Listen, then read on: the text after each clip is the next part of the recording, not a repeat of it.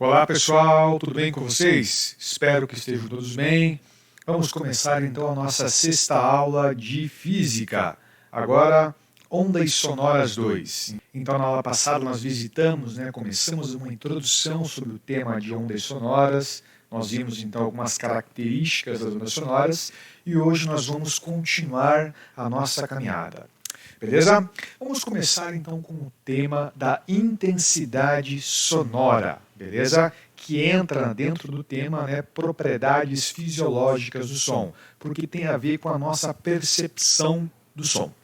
Beleza? Vamos entender então o que é a intensidade sonora. A intensidade sonora, na realidade, ela é uma medida, tá, da energia contida na onda, mas ela não considera apenas a energia. A intensidade depende de algumas coisas. A intensidade, por exemplo, ela leva em consideração a energia, que é o ΔE, mas também leva em consideração a área na qual se propaga essa energia e também o tempo com que essa energia demora para se propagar, beleza?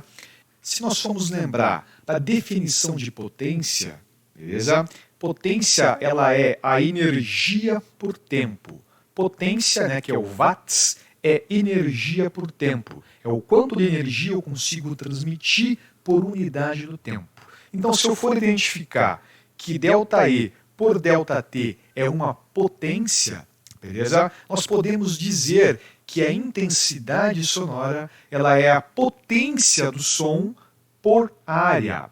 Professor, por que eu tenho que levar em consideração, no cálculo da intensidade sonora, a área? Eu entendi que a energia da onda tem a ver com a intensidade, mas eu não entendi o porquê que tem a ver com a área. Pessoal, o fato de a área estar relacionada com a intensidade é devido ao seguinte: quando uma onda sonora, uma onda de pressão, por exemplo, ela se propaga, pega aqui o GIF animado da explosão que teve no Líbano. Olha que interessante. Na hora que há a explosão, há uma onda de pressão que ela se expande de uma maneira aqui esférica. O que a gente pode dizer? Toda a energia da explosão, boa parte da energia da explosão, ela se propagou a partir da explosão, só que ela se propaga não em uma direção apenas, ela se propaga em todas as direções, como se fosse uma esfera. Então, olha só, na realidade, quando a gente considera então a propagação de um som, nós temos que levar em consideração a energia dessa onda, desse som, mas também levar em consideração que essa energia ela se espalha por uma área, no caso aqui numa área esférica. Quanto maior for a área, menor vai ser a energia transportada em uma única direção.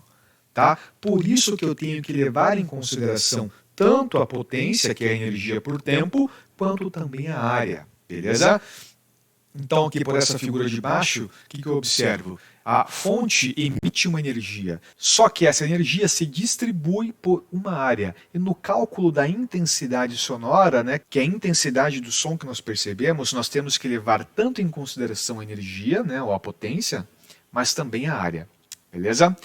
Professor, mas se eu for lembrar lá da onda sonora, a onda sonora ela tinha amplitude, ela tinha frequência e tinha velocidade. Com que propriedade está relacionada a intensidade sonora? A intensidade sonora na onda ela está relacionada com a amplitude da onda. Quanto maior a amplitude, maior é a intensidade. Tá, professor, entendi. Fisicamente, então, a intensidade sonora tem a ver com a energia transportada por uma onda em uma direção. E com a formulinha da onda tem a ver com a amplitude.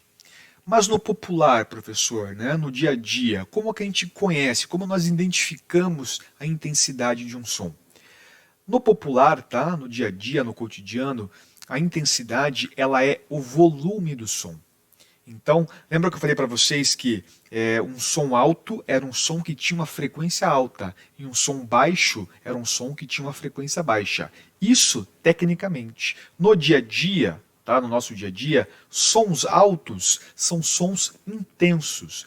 Sons que têm amplitudes grandes, tá? E são intensos. E também sons baixos são sons que têm amplitude pequenas, tá? E são sons menos intensos. Isso no popular. Mas o que a gente pode dizer para resumir? Um som mais intenso a gente identifica como sendo um som forte. E um som menos intenso, um som fraco. Beleza? Então, um som intenso é um som forte, um som alto no sentido de volume. Um som fraco é um som que ele tem uma intensidade pequena, é um som menos intenso. Professor, e a unidade no SI de intensidade sonora?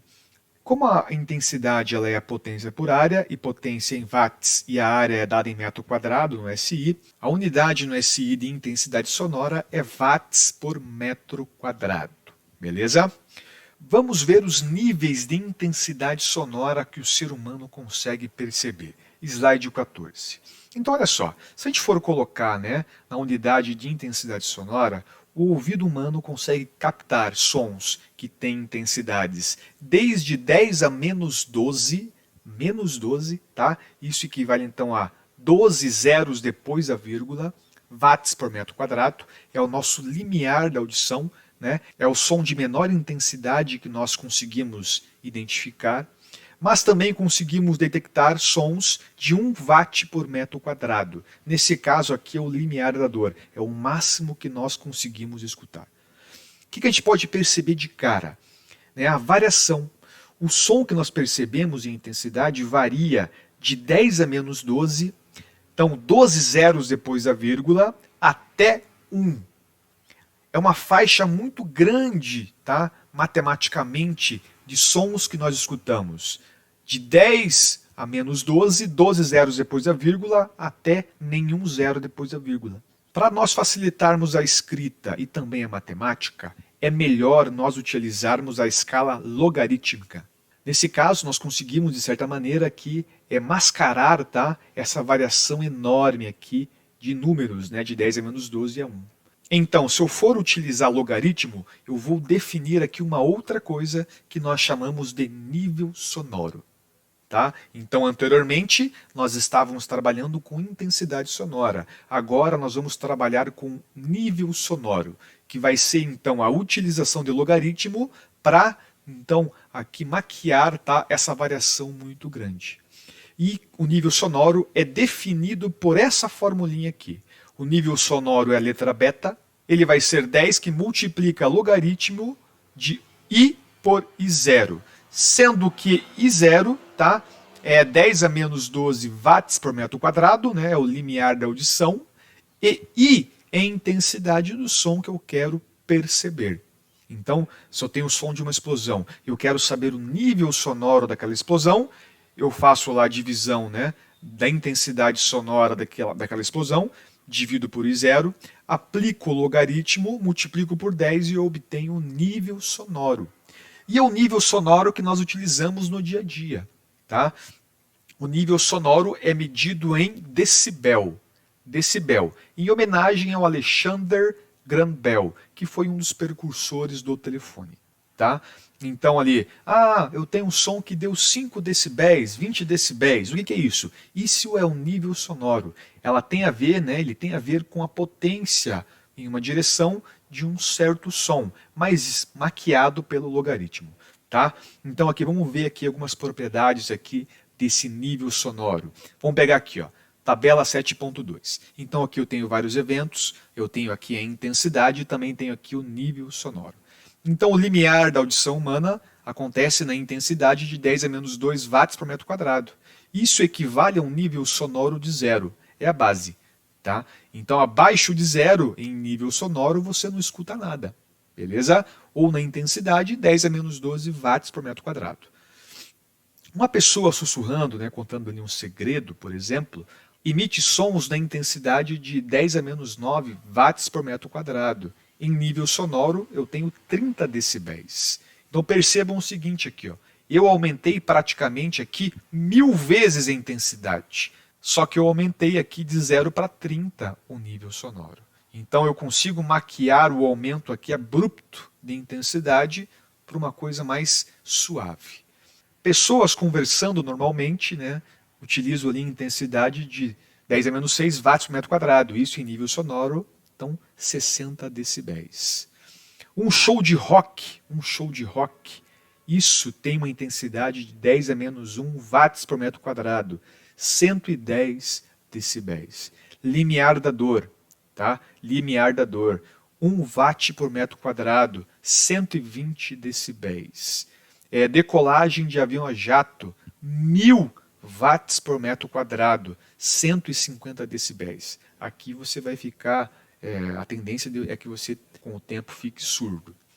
Se eu não me engano, né, nos celulares, quando você aumenta o volume, eles falam que acima de 80 decibéis você já começa a machucar o seu ouvido.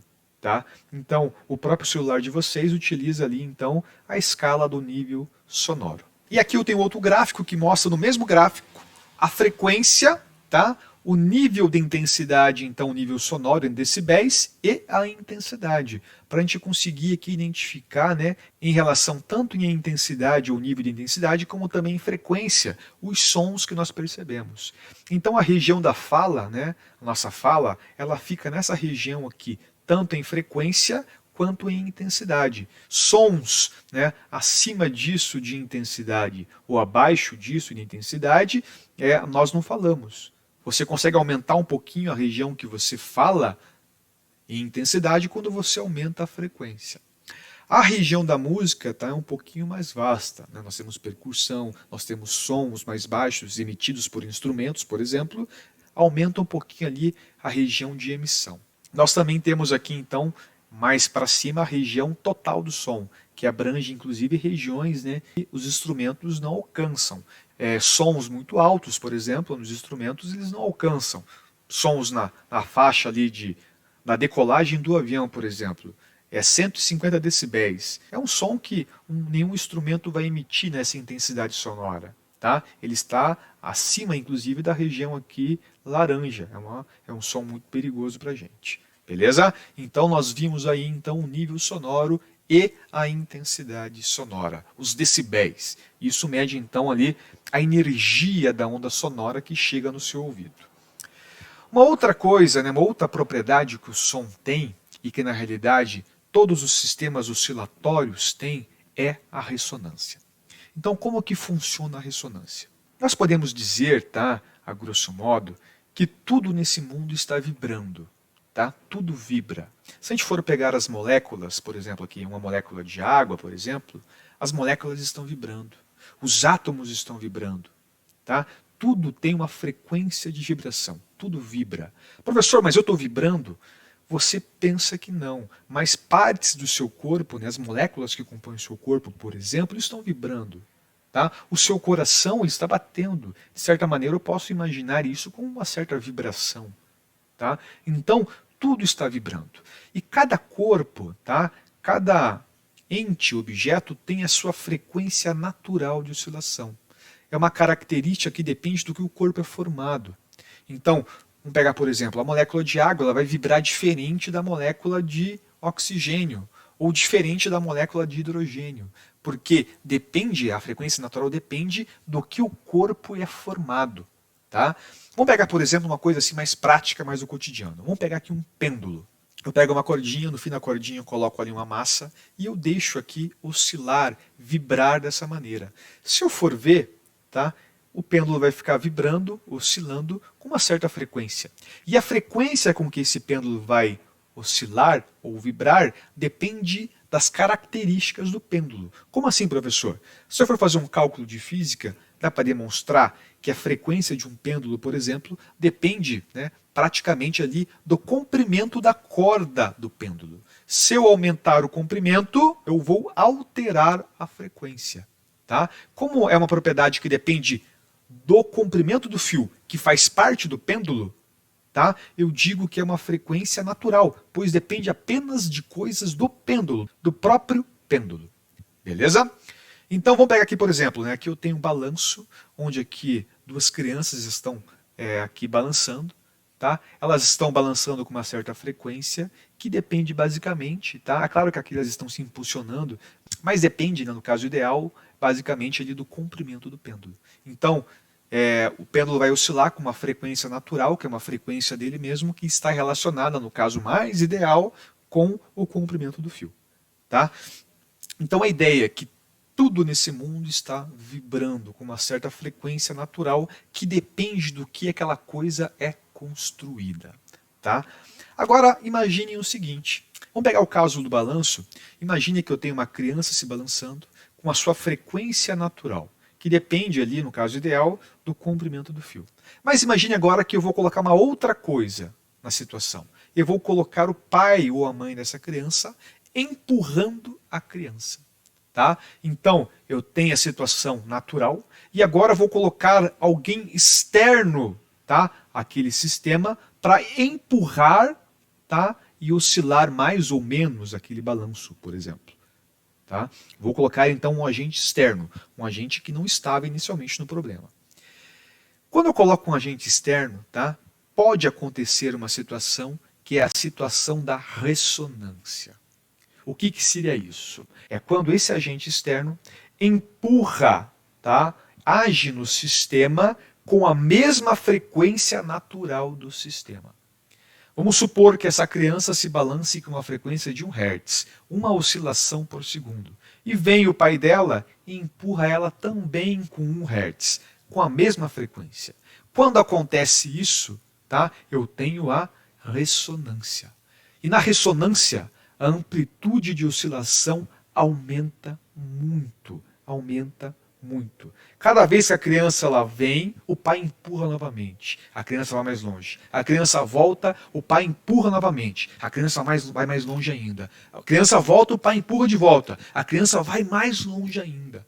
Tá? A amplitude aumenta cada vez mais. Então, quando o agente externo age no sistema com a mesma frequência natural do corpo, eles entram em ressonância. E a gente pode observar isso em diversos lugares. Tá? Isso pode ser até prático, como por acaso nos instrumentos musicais. Tá? Para que eu tenha o som no instrumento musical, eu tenho que ter ressonância. Na minha fala, tá? Para que vocês consigam escutar eu falando, eu tenho que ter ressonância. As minhas pregas vocais emitem o som, e esse som ele entra em ressonância com o meu rosto, com partes do rosto, por exemplo. E isso amplifica o som. Se eu fosse pegar só as pregas vocais na garganta, o som seria muito baixo. Mas o meu rosto, tá? As cavidades no interior do rosto amplificam o som, aumentam a intensidade do som. Tá? Por isso o som fica um pouco mais alto. Só que pode ser também perigoso. Aqui eu tenho o caso de uma ponte, se não me engano, nos Estados Unidos. Tá? A ponte é um objeto, ela tem a sua frequência natural. E essa frequência natural entrou em ressonância com o vento. O vento que passava pela ponte, com uma certa frequência, tinha uma certa frequência também, e entrou em ressonância com a ponte. E essa ponte entrou em ressonância e a amplitude de oscilação da ponte então começou a aumentar. Tá? Aumentar, gravaram, né, quando entrou em ressonância, e olha só o que aconteceu. Ela começou a se distorcer, a torcer toda, até ela entrar em colapso. Outra coisa, já viram aquela história de alguém quebrar um copo com o som da sua voz, por exemplo? Como que isso acontece? O copo, tá, é um objeto que também tem essa frequência natural, que depende ali do que ele é construído. Tá? Um copo de cristal, por exemplo. Se uma pessoa, né, ela fala perto de um copo, tá, para ela poder quebrar esse copo, ela vai ter que falar, né, ou emitir um som com a frequência natural daquele copo. Por consequência, tá, esse copo vai entrar em ressonância com o som emitido, beleza? E a amplitude de vibração, de oscilação do copo vai aumentar tanto, tanto, tanto, que vai quebrar o copo. Então não adianta você gritar muito alto no copo se você não emitir um som com a frequência natural daquele copo. Beleza? Não é a intensidade que importa aqui. O que importa mais é a frequência com que você emite o som para que você tenha ressonância. Beleza? Outra coisa, propriedades de ondas sonoras. Vamos apenas começar aqui a dar uma olhadinha, tá? Na aula que vem eu vou continuar nessa pegada aqui. Reflexão de ondas sonoras. Então o que é uma reflexão? Eu emito um som, a onda vem, bate na parede ou bate em algum lugar e volta, né? Ela reflete e volta para você. Só que é o seguinte, né? Dependendo do tamanho dos objetos, das distâncias envolvidas, eu posso ter aqui diferentes tipos de reflexão. Tá? Praticamente são 3. Eu posso ter o reforço, a reverberação e o eco. Para eu conseguir definir aqui o que são essas coisas, eu tenho que entender o que é a remanescência, né? A persistência auditiva. A remanescência é um intervalo de tempo que dura o som no seu cérebro. Tá? Tem a ver ali com o tempo que o som tem que durar para que o ser humano consiga perceber o som. Então, para que a gente consiga perceber o som, tá, ele tem que perdurar, ele tem que existir em 1/10 de segundo. Se o som não existir em 1/10 de segundo, por 1/10 de segundo, nós não conseguimos escutar o som. Tá? Então, 1/10 de segundo é o tempo que aquele som tem que durar para que eu consiga perceber ele. Sabendo disso, nós podemos definir então o que são, né, essas três coisas aqui. O primeiro caso, pessoal, é o do reforço. Tá? É quando o som que eu imito, ele chega praticamente junto com o som refletido. Isso acontece numa situação onde eu tenho uma sala muito pequena. Eu tenho que o som inicial emitido, ele é reforçado pelo som, né, final, que é o som refletido. Tá? Uma outra situação que eu tenho é a reverberação. A reverberação acontece em salas um pouquinho maiores. Tá? E nesse caso, o som que ele é refletido, ele vai chegar um pouquinho depois do som emitido, mas ele vai chegar dentro do intervalo de remanescência. Então lembra o seguinte, né? O som, para que eu escute, ele tem que ter uma duração de 1/10 de segundo. E nesse 1/10 de segundo já chegou o som refletido. Tá? É uma espécie de reforço, só que acontece com um pouquinho de atraso. E isso é utilizado para melhorar os sons em auditórios. Tá? E uma outra coisa que eu posso ter também, que é mais fácil de identificar, é o eco. O eco acontece quando o som refletido ele chega depois do som emitido. Então eu falo oi, o som emitido acabou. De repente vem oi, oi, oi. O som refletido chega depois do som emitido. Beleza? Isso só vai acontecer, né, em salas, em lugares muito grandes. Para que eu tenha o eco, eu tenho que ter distâncias maiores que 17 metros. Tá? Então, na reflexão, eu tenho três situações: reforço, reverberação e eco. Beleza? Outra aplicação também da reflexão é o sonar, utilizado, por exemplo, em navios e morcegos, tá? Mas nós vamos estudar sonares na próxima aula. Beleza, pessoal? Então é o seguinte, ficamos por aqui hoje. Ótima semana para vocês, passar bem e até a próxima aula. Valeu!